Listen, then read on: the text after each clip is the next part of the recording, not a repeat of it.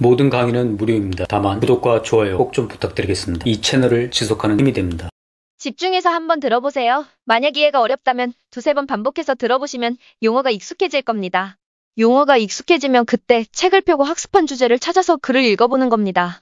그리고 이해가 되었다면 개념을 한번 써보시기를 추천합니다. 한번 써보는 것으로는 완전히 암기하기가 어렵겠죠. 그래서 주요 키워드만 떠올리는 겁니다.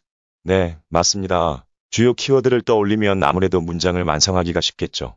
그럼 이번 시간에는 교육과정 구성에 대해 알아보겠습니다. 여러분은 지금 소요교육학 채널에 오셨습니다. 구독과 좋아요, 알람 설정 아시죠? 교육과정 구성에는 다음과 같이 4가지가 있습니다. 교육 목표, 교육 내용, 교수학습, 교육평가. 먼저 첫 번째, 교육 목표입니다. 교육에서 의도적으로 달성하려는 최종적인 교육 성과를 말하죠. 이때 교육 목적은 세분화해서 항목을 나누어 주어야 합니다. 그리고 두 번째, 교육 내용입니다. 교육 목적을 달성하기 위한 내용을 말하죠. 교육 내용에는 교육 내용을 선정하고 조직하는 것까지 포함한 것입니다. 세 번째는 교수학습입니다. 교수학습은 교수와 학습을 말하는데요. 교수는 교육 내용을 가르치는 행위를 말하죠. 학습은 학습자의 지식, 행동, 태도의 변화를 말합니다. 마지막으로 교육평가가 있습니다. 교육평가는 교육 목적을 달성하기 위해서 변인들의 증거를 모아 교육적 의사결정 내리는 과정이라고 보면 됩니다.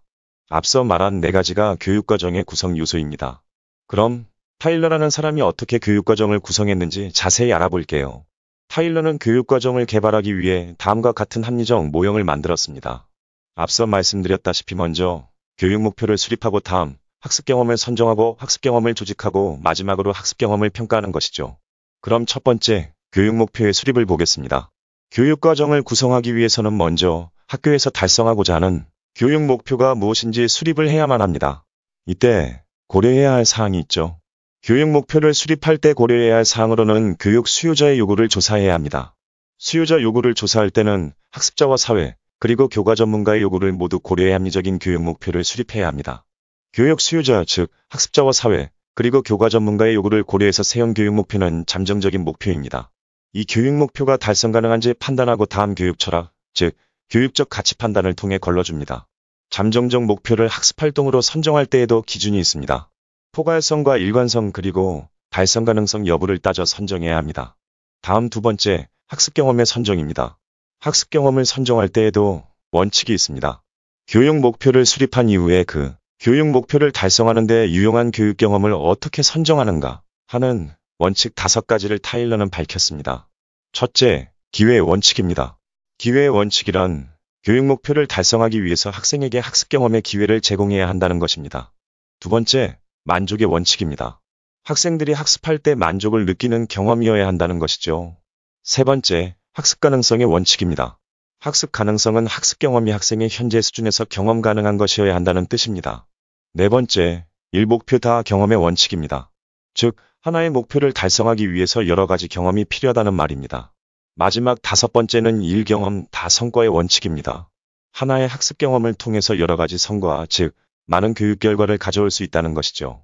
타일러는 위 5가지 선정 원칙을 통해서 학습 내용을 선정해야 한다는 원칙을 세운 것입니다. 자, 교육 목표와 교육 내용의 선정을 확인했으니 학습 경험의 조직과 평가를 확인하겠습니다. 학습 경험의 조직입니다. 학습 경험을 조직할 때에도 기준이 있어야겠지요. 학습 경험을 조직할 때에도 효과적인 수업을 위해서 선정한 교육 경험을 어떻게 조직할 수 있는가 하는 3가지 선정 기준을 제시했습니다. 첫 번째, 계속성입니다. 계속성은 반복적으로 계속 제공한다는 뜻이죠. 따라서 학습자가 교육 내용을 여러 차례 반복할 수 있는 기회를 제공해야 한다는 계속성에 따라 조직해야 합니다. 다음 두 번째, 계열성입니다. 계열성이라는 것은 쉬운 것에서부터 어려운 것으로 점진적인 단계를 말합니다. 따라서 학습 내용이 단계적으로 깊어지도록 조직해야 한다는 의미입니다. 다음 세 번째, 학습 경험을 조직할 때 기준으로 통합성이 있습니다. 통합성은 교육과정의 요소들을 수평적으로 연관시킨다는 뜻으로 목표와 내용, 평가 등을 모두 연관시켜서 내용을 조직해야 한다는 말입니다. 마지막으로 학습 경험의 평가입니다. 목표를 수립하고 내용을 선정하고 조직했으니까 이제 평가를 해야겠죠? 교육의 모든 과정 중에 꼭 해야만 하는 것이 바로 평가입니다. 교사가 학생들만 평가하는 것이 아니라 교육과정도 잘 세웠는지 평가를 해서 좋은 방향으로 고쳐야겠지요. 그럼 학습 경험의 효과성은 어떻게 평가할 수 있을까요? 네, 맞습니다. 평가를 위해서는 평가 도구가 있어야겠지요. 그래서 교육과정 역시 평가 도구를 만들어 교육 성과를 확인하고 피드백을 해야 합니다.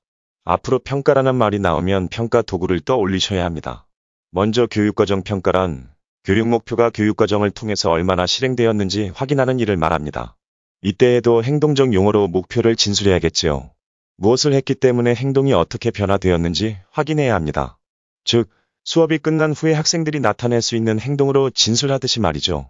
자, 그럼 이번 시간에 이렇게 교육과정의 구성요소 4가지죠. 목표와 내용 선정, 조직, 그리고 교육평가에 대해서 타일러의 합리적 모형에 대해서 알아보았습니다. 모든 강의는 무료입니다. 다만 구독과 좋아요 꼭 좀 부탁드리겠습니다. 이 채널을 지속하는 힘이 됩니다.